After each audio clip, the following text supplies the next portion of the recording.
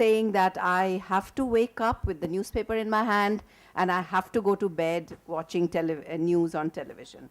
So you have decided as an audience not to throw these two elements out of your life. So I'm very heartened. What the gentleman has just said that, I think is just totally in tune with what we've been saying, that don't throw the baby out with the bathwater. Please examine. Be a good parent. Don't take away your errant. Don't punish your errant child and, push it in a corner and ignore it. Try, if there are some problems, to remedy that child and to bring the child back into a proper, a nurturing. I think what he said is clearly showing that it's even the, newspapers who've had advertising or not had advertising, it does not matter. It's the kind of media that you come from. And the media that we are talking about is not constant, not one monolithic body which is robotic, which does what everybody else does, but it has its own energy, its own organism, its own dynamic, and each one functions in the other way. Thank you. Dependence on ads is a fact of life. Some of you would know that Mohandas Karamchand Gandhi, Gandhiji, believed that advertising is an evil for newspapers. He made an absolute statement on that, but that's not the way it's gone all over the world. There may be a few exceptions, but I can tell you on the basis of my own experience and observed experience that this dependence is huge. And why is it that journalism has a problem on the digital platforms? Why is it that no viable business model has been found or revenue model has been found for newspapers on the websites, that is standalone newspapers? Because advertisers will not back you on that yet. And people won't pay for it either. There's nothing to support it, or very little to support it. It's some exaggeration. So it's a fact of life. You can say maybe a few experiments here or there that stand out. They say we don't want ads, we'll price it up or support it or subsidize it. But that's not going to make a huge difference to the media scene, particularly in a huge country like India. By the way, the term mainstream media must be thrown out of the window. I deliberately used it and the other side walked into the trap. Because initially everybody picked it up. What we should be talking about is dominant media. Sorry about that. I hope I don't get penalized for that. Dominant media is what we are talking about. And when you're talking about, for example, reference was made to Gujarat, the coverage. I have here the report by the Editors Guild of India, which of course praised the so-called national press, all of us, because we are not in Gujarat. We wrote beautiful editorials, splendid articles denouncing the genocidal pogrom against Muslims in Gujarat. But what about the dominant media in Gujarat? The study says it's a sobering fact that the dominant print media in the state perform the manufacture of consent function with a vengeance, attracting censure from various fact-finding exercises. And they call for the process becoming something more than what it is today. I really don't have an architecture in mind for it, because I feel that regulation or whatever has to come from within. And I think that we must look at the Institute of Chartered Accountants, where the peers judge you if you are on the wrong, and some action is taken against you. But then it's a debatable issue, and this is not the forum. Editorials are, it is mentioned in all newspapers, editorials, ADVT in the corner. Yes, of course, it is in the smallest font. It should be in a big font. And I do not know which paper are you talking about, which does not mention this and says, if it is Times of India, I don't hold the brief because there is nobody to represent Times of India here. Because I don't mention Arnab Goswami because he's not here to defend himself. I am not scared of him. I am just not scared of him. And I think if one goes to participate in his panel discussions, then one must refrain from criticizing him when he's not around. You do it on his face, he'd be a better person. To what you said. You know, there is a lot of corruption in the media. Let's not run away from the fact. But, you know, the problem is what? There's corruption in society, so the media is part of society, so there's corruption within the media. Okay, so journalists take bribes, newspapers take bribes, television channels take bribes. Yes, we know all that. The point is, if you have a more aware citizenry, you learn to distinguish between the news from the ads. Yes, you're right. There's a lot of money that flows under the table, and it's not easy to detect how and where it's going. But I want to just add a few points. This whole issue of self-regulation and regulation. The question is, how effective has the Medical Council of India been in checking corruption within the medical fraternity? How effective has the Bar Council of India been in checking corruption within the legal fraternity? How effective has the Chartered Accountants Association been in checking corruption among chartered accountants? So let me suggest that the Press Council of India, which I used to be a member for 3 years, is a quasi-judicial body set up by an Act of Parliament. If I'm very charitable towards it, I'll call it a toothless tiger. If I'm not so charitable towards it, I'll use my friend Biraj Patnaik's comment and say it's a toothless tiger that cannot even growl, leave alone whimper. You know, its writ remains confined to the print medium. Okay, it has moral authority and nothing else. Nobody gives a damn about it. So the question that you have to raise is different. What kind of authority do you want? A constitutional authority which is paid for by the government, like the CAG, like the Supreme Court, like the Election Commission? What kind of regulation do you want? Heavy-handed, light-handed? Where does self-regulation stop? What do you do with the rogue elements? You know, people talked about Z News, they talked about all. What do you do with the bad guys? If you don't have any powers to punish, the Press Council has no powers to punish. I mean, it can't even levy a fine, leave alone put somebody behind bars. So these are issues that should be debated. Okay? And to my friend Vinod, Arnab is a dear friend of mine. It's a separate matter that he hasn't called me on his channel for the last 2 years, but I don't hold that against him. He may have nothing to do with it, actually. But all I'm merely saying, it's not Arnab Goswami the individual, but what Arnab Goswami epitomizes as a certain kind of a television anchor. And I can assure Vinod that I have everything that I've said here, I'm willing to say it in front of Arnab's anytime. I just want to. Press Council is a toothless tiger, and then quotes Biraj Patnaik on further. It's just this kind of cynicism. He sits there for 3 years, according to his own confession, does nothing about it, does not make any noise, lets the Press Council be the toothless tiger that it has continued to be historically. And then he comes, when he's out of it, he criticizes it. I have a question to you.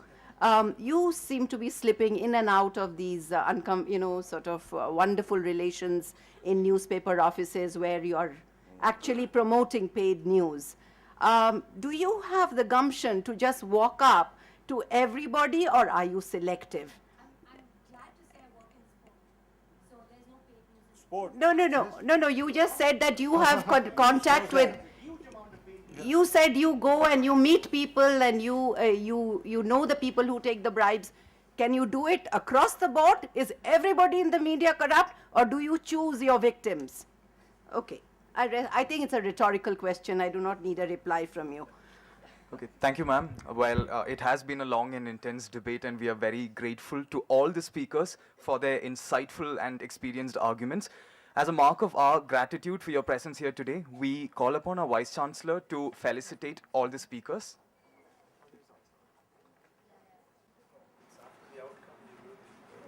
In the saga of National Law School of India University. Thank you very much, sir. Well, two cryptic one-liners, I would say, by way of concluding remarks. What the debate has told us is, it is not enough if you have a television, you should have vision and not television. And if each one of us has vision, that's enough. The second one is, yes, madam, I also start my day with newspaper. I wind up my day with TV. But when I read my newspaper, I'm conscious of the fact that I'm having newspaper in my hand because National Law School of India University is paying me monthly salary. And therefore, I need to have the institutional commitment. That is what every individual should have, institutional commitment. And there is no point in blaming the media. The third point is extending the metaphor of a dog. I was reminded of what Somerset Maugham said in a different context. Only two things will not let you down, your books and your dog. I hope the media will not let us down.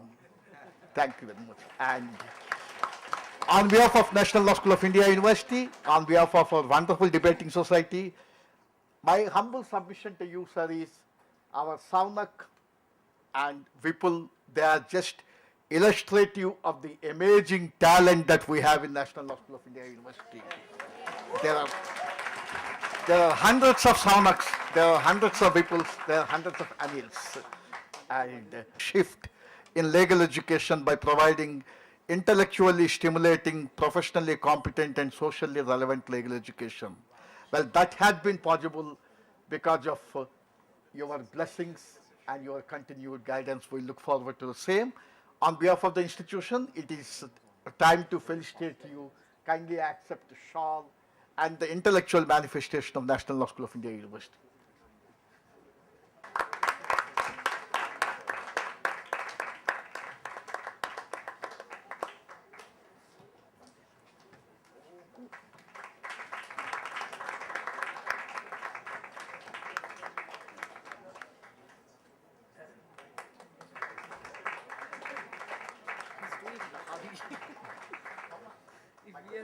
Will you come back as alumni?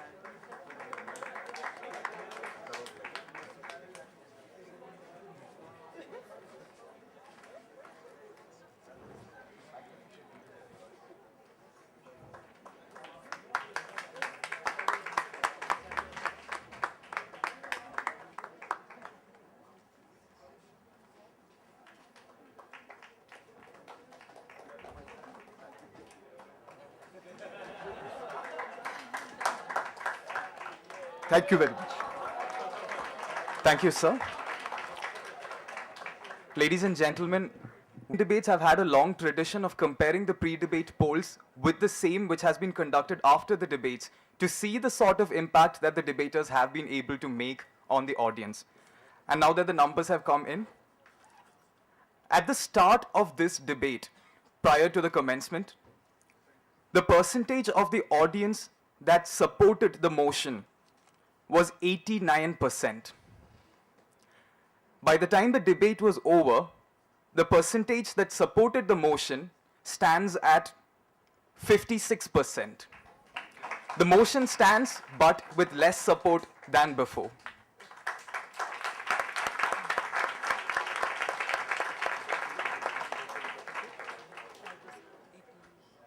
We invite Mr. Nayan Banerjee to deliver the vote of thanks. The Endless Union debate, since its very first edition on the democratic nature of hunger strikes, has been to raise awareness, to foster a much needed critical discourse on issues, and to bring together expert, analytical perspectives under just one setting. We hope that we've been able to do that through these past 6 editions. And I must start by thanking the speakers and the panelists, starting with Mr. Jacob Applebaum, Mr. Siddharth Narayan, and Professor Hargopal, as well as our simply outstanding panel of speakers with Ms. Geeta Seshu, Mr. N. Ram, Mr. Paranjay Guha, Ms. Nupur Basu, Mr. Vinod Sharma, and Mr. Veera Raghav for making this into a highly informative, highly entertaining, and I can say that with complete assurance that this has quite possibly been the best union debate that we've ever had. We thank you for that. And of course, we have to thank our student speakers from our final year, Mr. Vipul Nanda and Mr. Shaunak Sarkar. And Shaunak's been at the forefront of organizing these debates for the past 5 editions. So we're really glad that he's received an opportunity to speak this time around.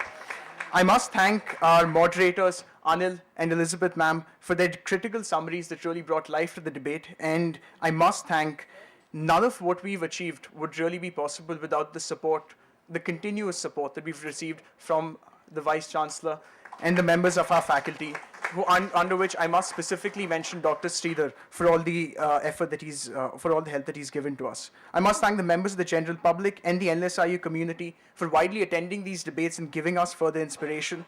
I have to thank the members of the Literary and Debating Society and the Union Debate Steering Committee who've worked hard to make this event happen. And this happens once a trimester, thrice a year.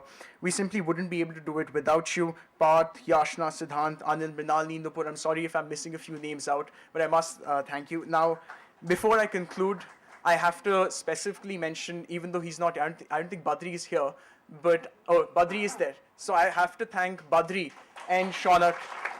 They actually envisioned the Endless Union Debate 2 years ago, and they've been working hard to make it happen for the past 6 years, for the past 6 editions.